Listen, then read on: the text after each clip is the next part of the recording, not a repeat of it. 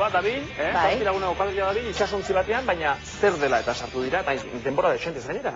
Bai, adin txikiko zazpi gazte dira, irudietan ere, horregatik kontu handiz ibili behar izan gara, baina komunikatzeko, gizarteratzeko arazoak dituzten gazteak dira. Eta ikusten duzue, horko, irudietan, hortxe, ikusten den, guratzean ikusten den, untzi horretan edo goleta horretan, erten dira itxasora. Irailean irten ziren, eta ekainera arte egongo dira. Izan ere, terapia bat egiten ari dira, gizarteratzeko arazoak dituztelako, agresibidadea kontrolatzeko ere, terapia egiten ari dira, eta, terapia egiteko modu beresi bat. Beste kasu batzuetan, etxeetan, baserrietan eta badaude, ez da, propio horretarako atonduak eta orain honetan itxasontzi batean aproba egitea erabaki dute. Hala da, urdanetakoak elkarteak pentsatu zuen, normalean baserrietan egiten dira terapia hauek, eta zergatik ez untzi batean, ezta? Gogorra behar du, itxasontzian hor bertan, aterako dira kaira, ez da, azte burutan eta, bestela. Bai, ateratzen dira, baina oso gutxi, bai. Eta gu, bertan, 24 ordu horiek nola bizi dituzten, ikustera junginen. Zazpi dira, oso ezberdinak euren artean, zer nolako historia dauzkate atzetik? Zeren, oneraino iristeko azkenean, zerbait daramazu ez, motxila horretan edo atze? Hoi da, eramaten duten zaman. Danetatik, igual ikasketa arazoak, baita etxetan arazoak, dena delakoak, hainbat eta ezberdinak. Eta horrek, egiten du igual beraien egoeretan, beraien etxeetan sartzea dinamika batian ez dutela ikasten, igual hartzen diala, drogekin harremanetan sartzen diala, gero ez dakatela bizitzako proiektu bat finkoa, zauzkaz de baloriak edo... 6 hilabete dara matzazue, hasieratik zaudezu proiektu honetan. Antzeman duzu aldaketarik beraien artean?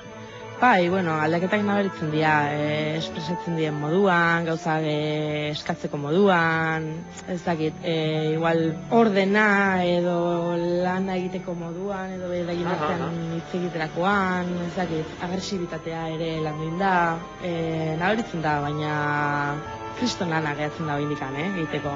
Zer da gehien kostatzen zaien? Gehien kostatzen zaiena, beraien motivazioa lortzia. Zer ematen da hori 24 orduak? 24 orduan hasieran ematen dira ondo, hasiera dalako, baina gero ja, hemen ebiten zera eta momentu onerako eta momentu txarreako hemen egon barra. Ezin duzu eskapu egin, aguantatu barra. Eta, buruakin eta burua hotzerokita aurrera egin da. Nik esperatzen nabara baino bastante gogorra, ikasle problematiko igual, da hori zer da, hori da... Klasean, aita bat modure horre beti gainen egon bihar ez egin hau, ez joan horra, ez jo... Eta, zu beraiei erakutsi baina behaien gandik ere zerbait ikasiko duzu? Nik kariño asko hartu dut azkan nienak. Historio gogorra lehen horre harrapatu dituzte, eta pentsatzen baina entzun da hor barruan 7 lagun eta, arazorik dituzten eta jendearen... Arazorik gabeko, ez? Edo, mintzat, olako arazorik gabeko jendean entzatere, pentsa, 24 orduz eta 9 hilabetez, egunero arpegi berak ikusita, gogorra izango da, ez? Beraientzat, are gogorragoat. Baina nik ustez, pixka bat, beraientzat, terapeutentzat ere hori zela, ez? Alde batetik oso gogorra, baina beste alde batetik esperientzia aberasgarria ere badela. Esperientzia ikusteko aukera ere izan genezake, ez da? Ze Angel Amigo dokumentalak grabatzen ari da bertan, itxasontzian? Bai, itxasontzian. Angel Amigo hori, ideia hori bururatu zitzaion, izan ere proiektu honen berri bazuen, baina pentsatu zuen, dokumental bat egingo dut, baina era berean azkenan bultzatzaile ere bihurtu zen. Sinistu egin zuelako proiektuan eta bultzatzaile ere bihurtu zen.